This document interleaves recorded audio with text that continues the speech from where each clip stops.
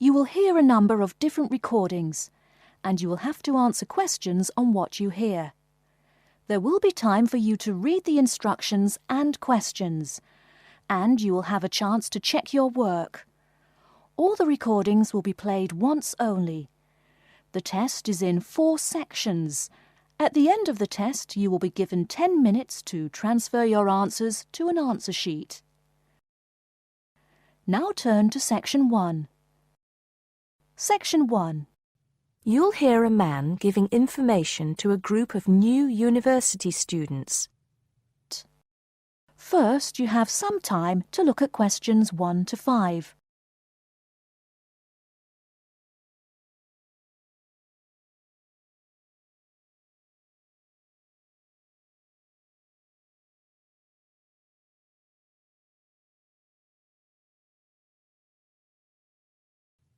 Good morning, University of Radstock students, and thank you for coming out today. As some of you may already know, my name is Scott Barnes, and I am the director of the Student Services Office here at the university. I'm here today to give you some information about what Student Services has to offer you. To begin with, let me just say that I feel that our office will play an important role in the way that all of you will experience your time here at Radstock as students. Primarily, our center is geared towards providing answers to any questions you may have. Because all of our reception staff are currently enrolled as students at Radstock, we feel that we're in an excellent position to deal with any issues you may face during your time here at the university. As I said earlier, the Student Services Office is mainly a place where you can have your queries answered. However, the office is more than that. For example, you can pick up your student discount cards. Now, with these cards, which come at no additional cost to you, you can take advantage of reductions of up to 40% on all forms of public transport in the city. In addition, the cards are honored at many shops and restaurants in the area, giving you the chance to save up to 35% off food, beverages, and other purchases. Our office is also the place you should visit if you would like to get involved in any of the 30 different clubs and societies available at Radstock. Come in any time between 10 and 3 on weekdays and sign up to become a member of the university choir or orchestra, the drama or debating club, the university trivia team. The list goes on and on. For new students, I cannot stress enough how vital it is to participate in the non-academic side of university life. Yes, we are here to work hard and do our best at our studies, but student life is also about having fun and meeting like-minded people. So, bearing that in mind, make sure that you get involved and enjoy yourselves. Before you hear the rest of the conversation, you have some time to look at questions 6 to 10.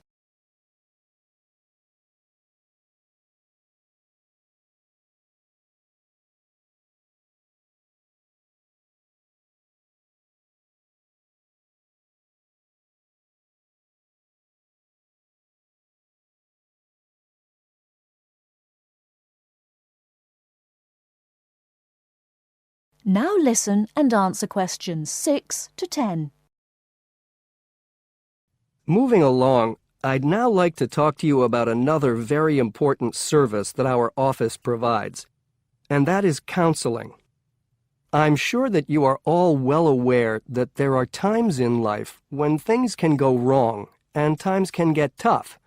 We all have to endure difficult experiences, and these difficulties can be emotional or physical. Whatever the case may be, talking with an experienced counselor can help you through the trying times. The counseling service here at Radstock is staffed by counselors who are qualified to help you deal with problems ranging from homesickness and loneliness to eating difficulties and life changes.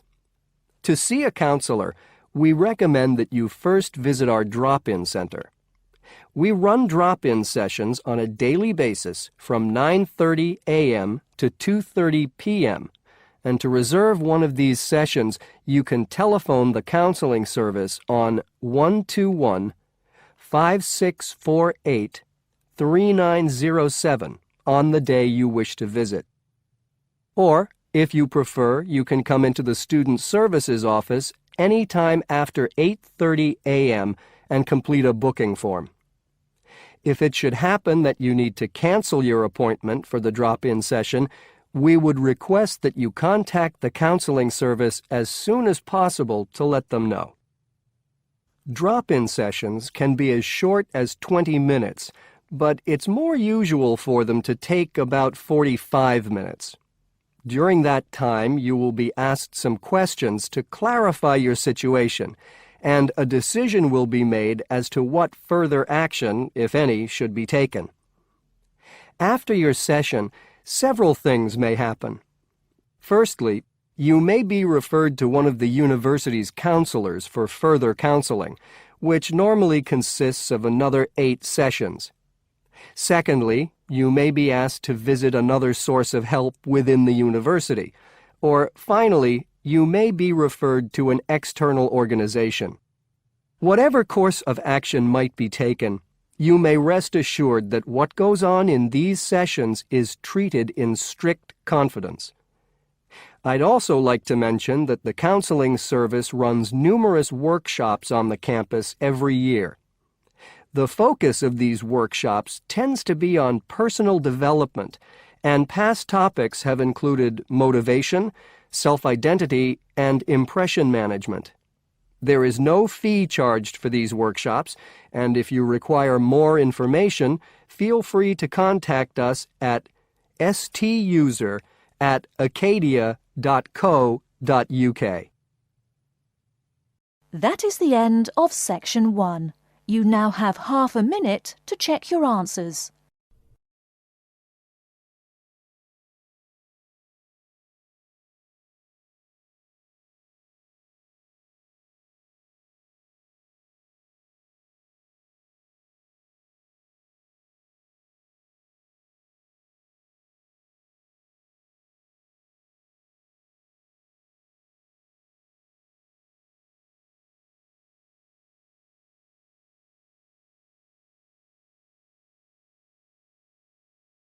Section 2. You will hear a media studies tutor giving a lecture about news sources. First, you have some time to look at questions 11 to 15.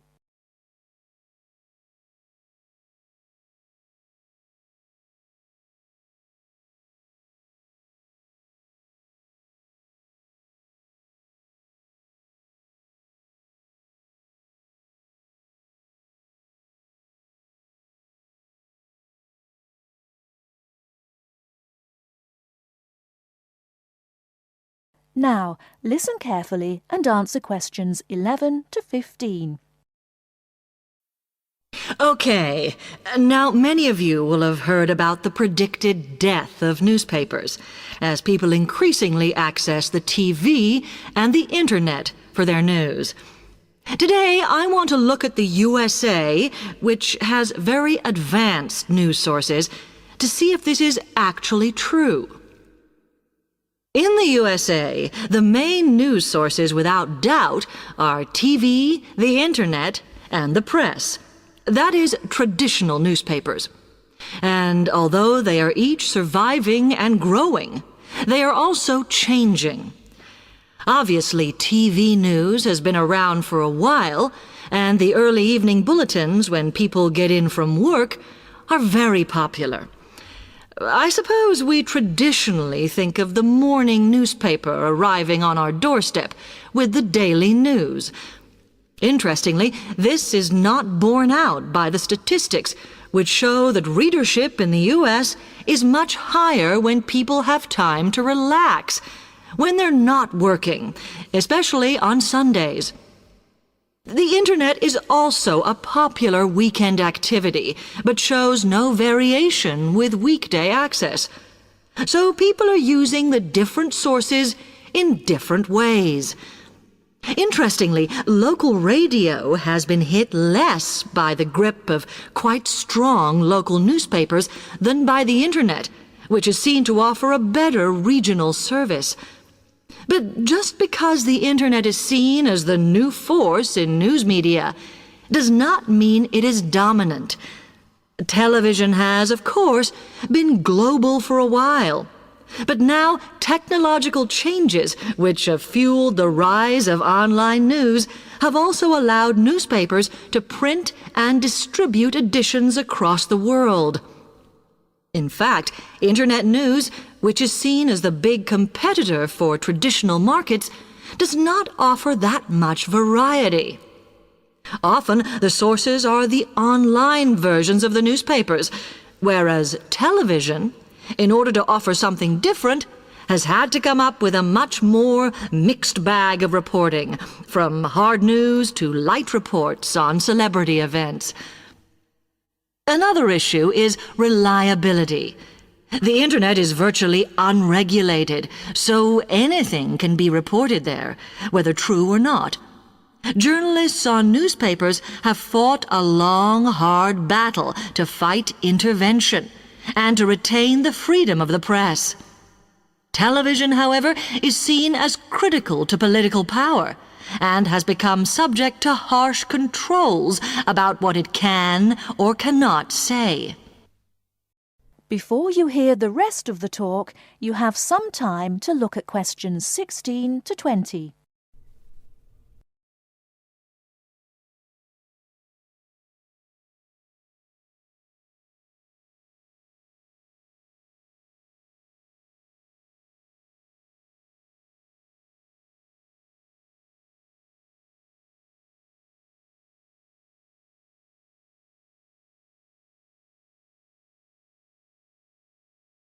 Now listen and answer questions 16 to 20.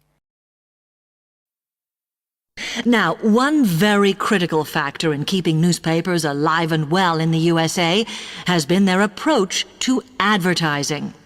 Obviously, newspapers are heavily dependent on advertising revenue, and they have become more and more imaginative in what they offer, in order to make sure that advertisers use them and not other news sources. This has meant that, contrary to popular belief, newspapers now have a significantly higher profit margin than the rest of American industry.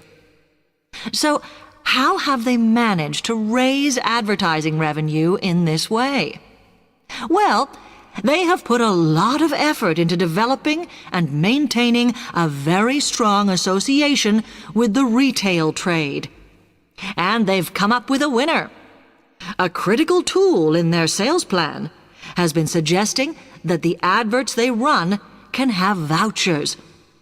This has been enormously effective because they have found that not only do more people buy the paper to get the discounts, but also that this inevitably means much higher sales for the clients who advertised. As well as doing this, the newspapers have also introduced aggressive sales campaigns over the last few years. This has resulted in a significant and continuing rise in the number of advertisers prepared to pay the extra for full-page ads. So, what I would like to move on to... That is the end of section 2. You now have half a minute to check your answers.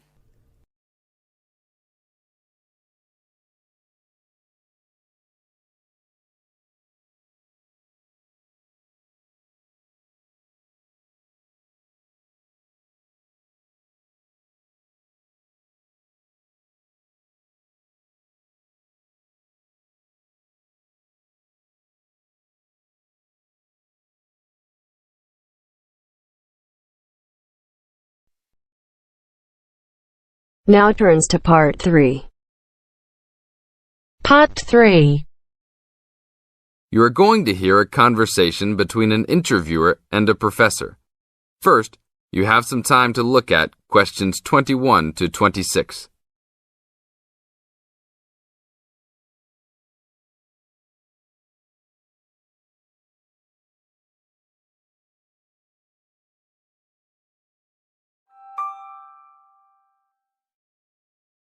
Now listen to the tape and answer questions 21 to 26. Today I'm here with Professor Nittick, who is our new university president. He has been a professor for 20 years and teaches many of the best classes on campus. I know many of you have had him as a teacher and know of his brilliance. Good morning, Professor Nittick. Thank you for stopping by the student station. Thank you for having me here. It is always great to get to meet many of the students who are involved with our school. I haven't been here since 2 years ago. Yes, I remember at that time you were still teaching every semester. 2 years later, you're only teaching every once in a while. But it seems like you are still always busy. The administration world is just as busy as the teaching world for you. How do you stay in touch with the university, even with the change in your everyday duties? I try to stay in touch with what is popular with the university students. I usually spend time with as many students as I can. They usually give me insight into what the new concerns and beliefs are for the new generation. On top of that, I try to be as youthful as I can.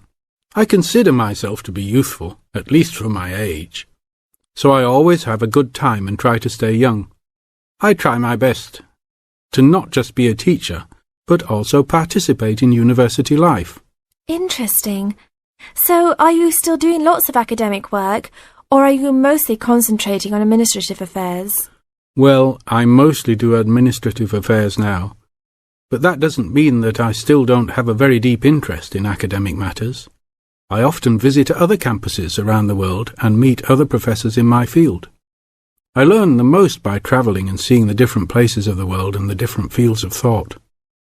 I even did a television programme last month in Manchester. Will you be on television any time soon then? Well, you can call the television station and see if I will be on television any time soon.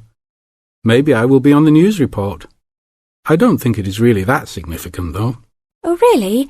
That sounds great. I will remember to look out for you. Let's move on. With all your busy travelling recently, how do you find time for your personal life?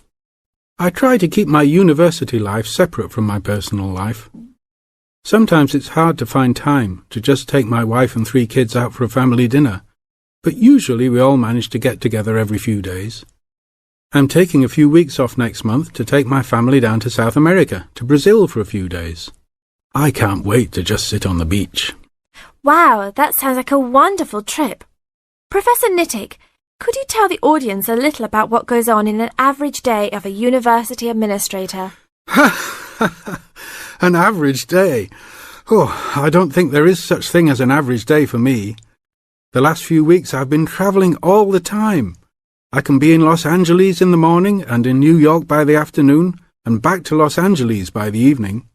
Sometimes I will spend the whole week at a new university, showing the new administrators the ins and outs of running a university. Sometimes I can spend the whole day in the office on the phone. So there really is no average day for me. I guess that is because I do so many different tasks. Sorry to let all the viewers down, but that is the plain truth. Now look at questions 27 to 30.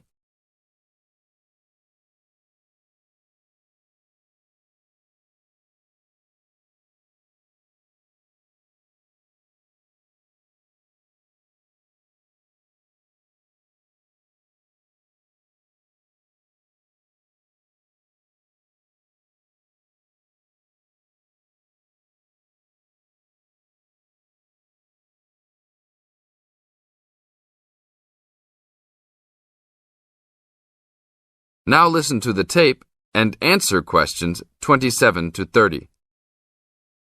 Well, I guess I can sum it up for them. You are a busy man. That is probably a good description. So, are there any immediate plans for the coming few weeks?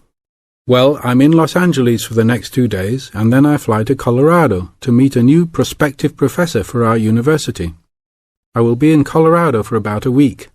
Then I go to Japan for the next 10 days to meet with our university branch in Japan about record sales there. After that, I return to Los Angeles for a week, just in time for the graduation of the class of 2001. There you have it, my next month's schedule. Thank you very much, Professor Nittick. I always enjoy having you on our show. We hope to have you back on our show next time.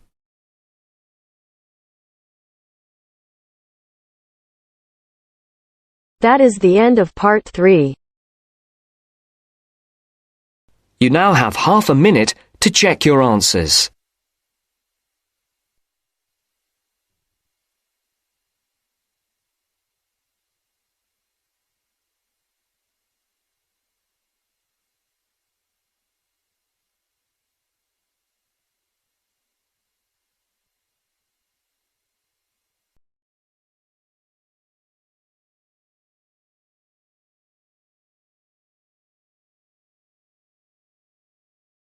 Now turn to Section 4.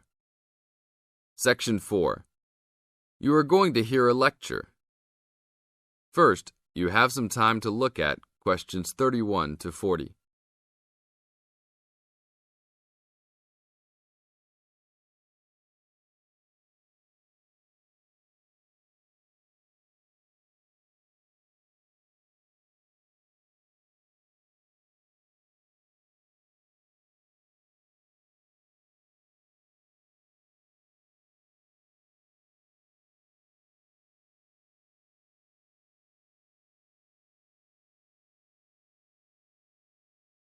Now listen to the tape and answer questions 31 to 40. I'd like to introduce Rebecca Bramwell, an artist and illustrator who has come along today to talk to you all about getting your first job or commission as an artist. Over to you, Rebecca. Thank you for inviting me.